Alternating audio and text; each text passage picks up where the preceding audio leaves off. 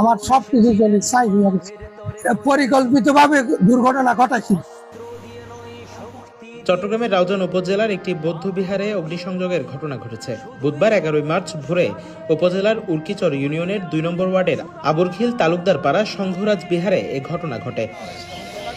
ঘটনাস্থলে গিয়ে জানা যায়, বিহার অধ্যক্ষ শ্রদ্ধাপাল ভিক্ষু রাত 12টার দিকে ঘুমিয়ে পড়েন।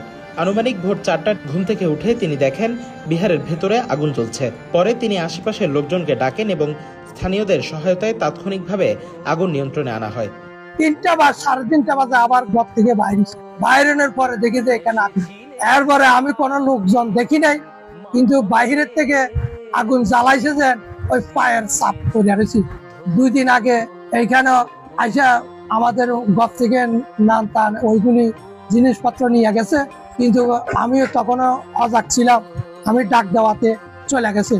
এখন গতকালকে রাত্রে আসো এখানে দরজা ফিরছে, দরজা ফিটার পরে আমি যখন ডাক দিছি কে দরজা ফিটে এই কথা কওয়ার পরে আমি তখন চুপ মারি বসে শোয়ার পরে 3টা 3:30 বাজে যখন আবার উঠছি দেখি যে ঘরের ভিতরে আগুন। সংবাদ পেয়ে রাউজান থানার উপপরিদর্শক মামুন সহ পুলিশের একটি টিম ঘটনাস্থল পরিদর্শন করেছে। বিহার অধ্যক্ষ শ্রদ্ধাপাল ভিক্ষু দাবি করেন, এটি কোনো দুর্ঘটনা নয়, বরং পরিকল্পিত অগ্নিসংযোগ। আমার সবকিছু চলে ছাই হয়ে গেছে। পরিকল্পিতভাবে দুর্ঘটনা ঘটাইছি। আমাদের বৌদ্ধ সমাজের উপরে অত্যাচার অবিচার ঘটতেছে। এটা তো আজ তো বহুত দিন ধরিয়ে এই ধরনের ঘটনা ঘটছে। কোথায় কোথায় তো এই ধরনের ঘটনা ঘটছে, আরো কোথায় তো এরকম ঘটনা দেখছি বা শুনছি।